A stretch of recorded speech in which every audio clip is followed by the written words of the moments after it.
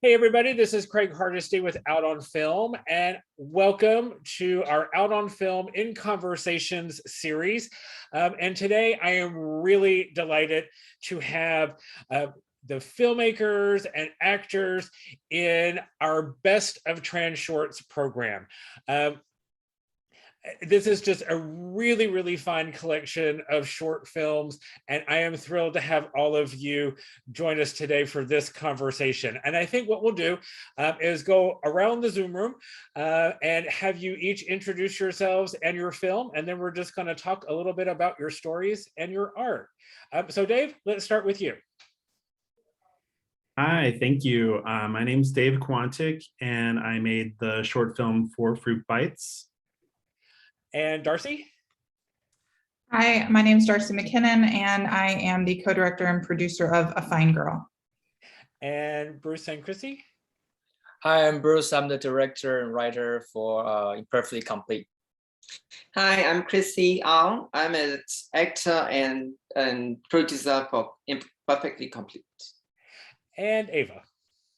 Hi, I'm Ava Davis, and I wrote, acted in, and helped produce the Duchess of Grant Park. So thank you and welcome to all of you to Out on Film. I'm really glad to have you. One of the things that struck me in this program as I was watching all of the films, and something that we talk a lot about at Out on Film and a lot of queer film festivals, is representation, who tells our stories, who owns our narratives, and what form those narratives take. And one of the things that struck me, particularly Bruce and Chrissy, in your film, is this whole nature of disclosure, that Chrissy is struggling with, that is such a part of all of the, a part of the narratives that we've seen to date. And you kind of take that narrative and you do something a little different with it. Talk a little bit about the importance of changing the narrative in your story. So in our short, we want to explore this dilemma, right, between you have someone you like, but you don't know our identity, if our different would they would still accept that. That is the story we're trying to explore, this common journey that every queer will face to, no matter it's through their friends or through their parents. So especially for Chrissy, is a really great actress, and she's also the only trans girl I knew. So I really want to write this story and kind of that her to represent this community. Yeah. You want to say something? Well, it's all about, I like to make a statement that it's validation for all the trans people, in reality. Yes, I want to show the audience. And kind of going beyond that, Dave, one of the things that is running through your film is the freedom. Yeah. Just sheer freedom of embracing who you are, finding who you are, the positivity and the sex positivity, in who you are. Kind of tell us a little bit how you take that and put that through this story that you're telling. Yeah, thank you. Well, these films are a part of a larger project called the Fruit Bowl Project. It's a podcast, and it is an oral history of queer sex. So I kind of start the conversation about sexuality and how we discover our preferences. And trans people have, of course, a really unique path in that they're also discovering their gender as they come of age. So those two stories are uniquely linked up, and I love interviewing trans people. I've done quite a few of them for my project. I'm trying to interview 100 people total for the whole project, which I will use eventually to create a feature documentary or a TV series. And I love being very upfront about the subject of sex and how it is, how trans people integrated into their lives. So that's really important for me, and that's kind of the main theme. But as you can tell from the short, that's just kind of a jumping off point, and it's a platform by which we can talk about a lot of other subjects, maybe transition or family, or how they first discovered their gender identity. So yeah, it's an exciting subject, and it's one that I really love, providing trans people a platform to sort of talk about their experiences. And kind of as Dave was talking about that with defining our experiences and being able to talk about them, so much of the stories that you all are telling are about where we are in the world and our place in the world and our place in community. And Darcy, as you're talking about through A Fine Girl and Brandy, it really is so much about where she is in the community and about her community. Tell us a little bit about how you found Brandy and came to tell the story of place and where we are. Well, in that sense, this is probably the longest short film that was ever made. I met Brandy when she was in 7th grade, and she was my student in middle school. So I've known her since she was 13. I taught a couple of her brothers and cousins. I'm also, so I'm close friends with their mom as well. And I just stayed in her life through various means, just because I knew her family. We lived in similar neighborhoods, and I've watched her grow from an incredibly precocious 7th grade boy into an insanely talented, successful, and thriving professional woman. And as that's happened, and we've kind of run into each other over the years, she's 28 now. She calls me Miss McKinnon still to this day. And I've always just been so impressed with her. And as the kind of cultural narratives and the pop cultural representation of trans folks has started to lift up, so much of it that I saw was really centering in trauma and grief and struggle. And I saw in Brandy a kind of counter narrative that I thought would be, not only just because I think she's an amazing human, but I thought it would be important for people to know that there are Brandys in the world as well. And I think also there's a narrative that is rooted in truth that, you can't be a thriving Black trans woman in the South. And I think Brandy stands counter to that. She has, a family that loves her. She's part of a rich faith community. She's an entrepreneur, and she has a kind of huge network, and she's a community leader. So I just wanted to, get that on paper, if you will, get it on film, and let the world know that this kind of a wonderful human exists in New Orleans, Louisiana. And then Ava, you take this whole idea of place and community a step further in the Duchess of Grant Park. And part of what the Duchess does is the importance of making people feel special. Talk a little bit about the Duchess and place and kind of what the Duchess's role in the community is.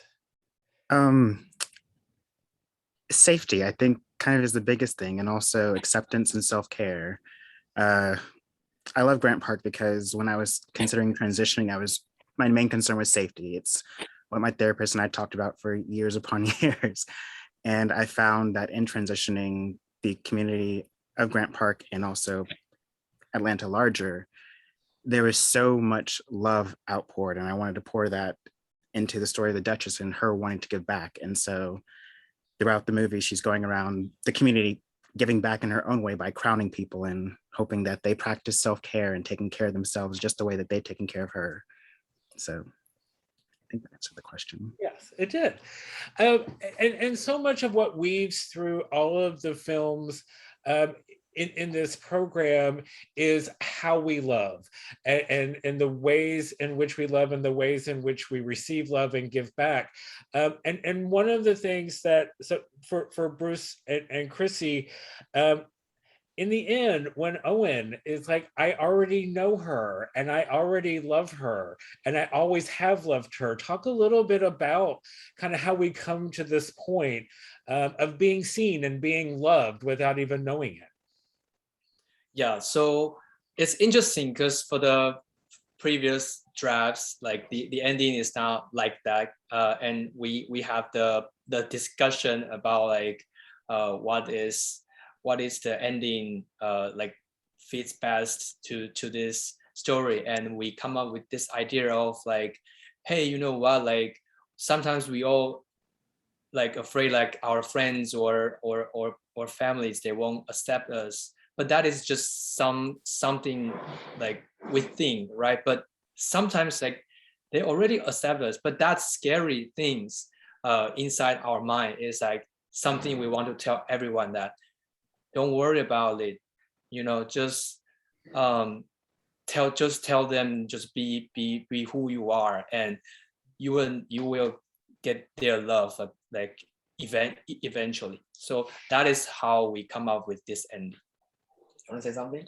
I just want to add one thing, like, you know, Lucy is kind of scared as well about denial. What about he's going to deny me? That's her thought as well. Mm-hmm. Yeah, I mean, it goes to the whole idea that we always feel somewhere there's going to be rejection. and to have that not be the case is really just a beautiful thing. And David, it's something that you really explore in yours, this whole idea of expression and self-love and love, just love, whether it's love, whether it's sex, whether it's, you know, I mean, just you open up this whole world. Tell us a little bit about kind of embracing this. Yeah. It's just joyous. And then I just want to tell the audience about the trans pride in this short movie too. You know? So. Absolutely. Yeah. I think that because I do start each interview as a conversation about sex, I mean, obviously love, I also ask questions about that too. I actually have 15 questions I ask every single interviewee. And it does help people sort of concentrate on their sexual journey, but also their emotional journey and how they've come to not only accept themselves and love themselves, but also how that's helped them to love other people. And I think those two things, again, are kind of combined and united. And a lot of the themes that are featured in this particular short are ones that the subjects decided to concentrate on and to focus on during the interview. I do allow people, I mean, I want people to say what they've always wanted to say to everyone about their journey. So like Jai really wants to talk about how important it is to talk about sex openly and how that's important to them. And RC made the point of discussing like what it meant for him to discuss sex with his niece, you know, who was asking questions about it. And Anders really wanted to go into the weeds about the transition and the physical nature of transitioning. And Ade wanted to talk about the emotional connection that's necessary for sex instead of just the physical. So all of those themes, I think, are ones that are super important and often don't really, like, trans people don't often get a platform to talk about those things. They're often asked mostly about the physical nature of their experience and what it's like to transition. So I really wanted there to be a platform for them to talk about the emotional and the love journey. And then Ava, the Duchy of Grant Park, the Duchess herself, comes out of the love that Andrew had for the Duchess. Talk a little bit about kind of how this love creates this world, this place, and creates the Duchess in a way that she does go out and give back to the community the way that Andrew gave to her. Yeah, it's kind of based on a thought experiment I ran in my own head of if I wasn't in a long-term relationship with my partner and if I had to go out and start dating, and it's absolutely terrifying. And for the Duchess, it's just this stability that it provides for her of acceptance, whether she presented as male or she presented as female. Andrew loved her essence, and in having someone just love you in that totality, it gives you a foundation to go out and spread that love. And so in the course of the film, she loses Andrew, and part of her way of dealing with this grief is to honor his memory by going out and spreading love. And Darcy, a lot of what Brandy does is based in love and that acceptance, both of herself and her community and around. I mean, you can see, tell us a little bit about Brandy's journey to the place where we see her in a community kind of surrounded by love. We see her in church, we see her with everyone around her. Tell us a little bit about how she comes to this place. I mean, I think one of the reasons why I always wanted to make a film about Brandy is that she has, since I've known her since 7th grade, always been very keenly herself, and has been one of those people who seems to have come into the world with the kind of solid sense of self and a confidence around that. And she brings that everywhere. She's the older sister to probably like a dozen siblings and cousins who she used to, after she left being my student, come and pick up. And, you know, she supported her mom and being like an additional parent to her siblings. I know she played that role in her neighborhood where she grew up. And now she has the community of City of Love Baptist Church, which I didn't have faith when I went into that church that she would be accepted. Obviously she did. And her community of fellow entrepreneurs who support her. And I think that there's a light that's shown out of her since she was a kid, and she's been able to build a community of people around her that know that she is this person they can rely on. She does for other people, and through that kind of shining sense of self, even through struggles around transition and kind of the normal heartaches and problems that anybody has, she's kind of retained that. And that's what I think makes her so such a beautiful subject for a documentary. You know, so much of trans representation in art has either been non-existent or it has been pretty horrific.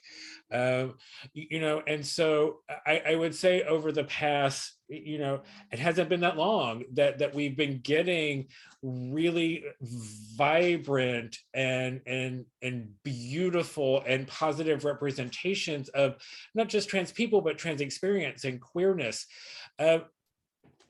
And I'll open this up to any of you to talk about the responsibility you feel, you know, and the care that you feel you need to take to tell the stories to change, to be part of the change, as we have moved from, I mean, we'll just call it, it's been horrible representation, if at all.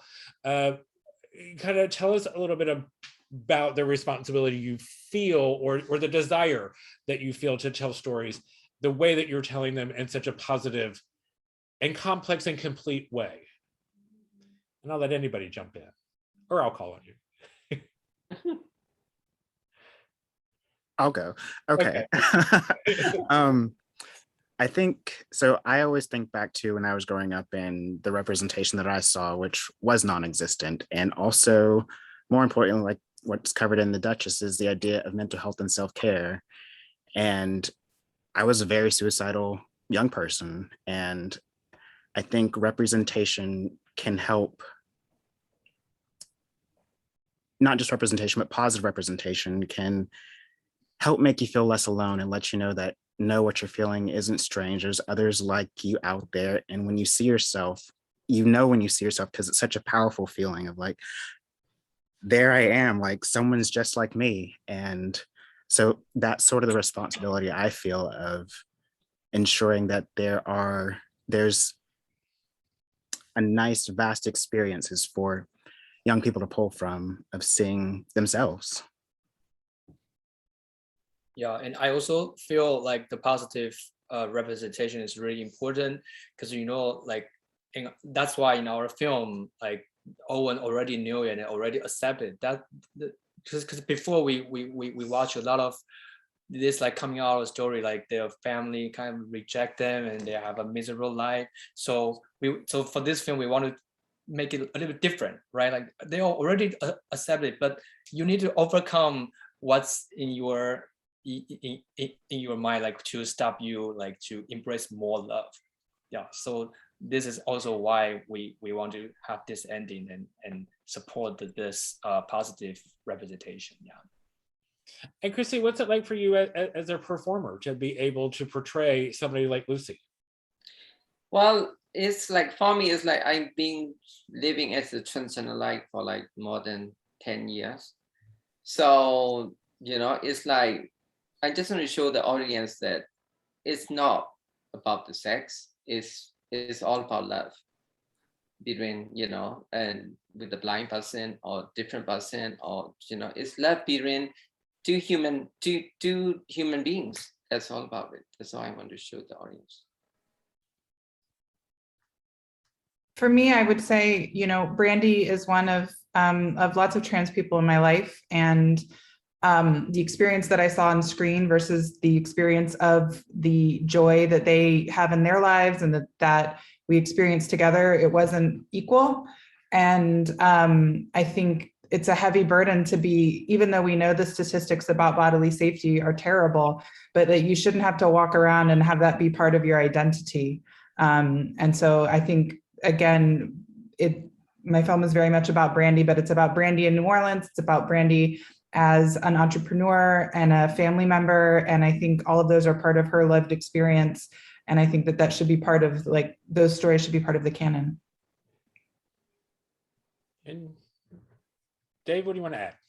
Yeah, as I mentioned, all of these interviews are part of a podcast. And one of my favorite aspects of making a podcast is how intensely intimate it is. And my podcast is a little unique in that I do ask everyone the same number of questions in the same order. And when I produce the episode, I actually remove myself from the conversation. So it's as though the person is given a monologue for the entire episode. So you only really hear them and their story. And it's, like I said, intensely intimate. And you can listen to their entire coming of age story and how they've evolved into the adults that they are. And I just love providing that platform for them and getting out of the way and just letting their story be the core reason why anybody would want to listen. So if viewers do want to check out any one of those people's full story, you can check out season 2. They're all part of the season 2 of the podcast, and you can find out more about the podcast at fruitbowlpodcast.com. Excellent. Well, I want to thank all of you for participating in this conversation with us today. It is really a terrific program of short films that all of you have made. I think that people who watch these in this program are going to be quite moved, quite joyous. And I really do appreciate you sharing your stories and you sharing your voices with all of us here at Out on Film and all of our patrons. So Dave, Darcy, Bruce, Chrissy, Ava, thank you very much for participating in this conversation and for your involvement with Out on Film. We really do appreciate you showcasing all of your work with all of us. Thank you. Thank you. Thank you. All right, and on behalf of all of us Out on Film, I hope that you enjoyed this conversation with the filmmakers. And if you do, please subscribe to our YouTube channel where we will house all of the conversations that we've been having across the festival. Thank you all for joining us today, and we'll see you next time. Bye. Bye.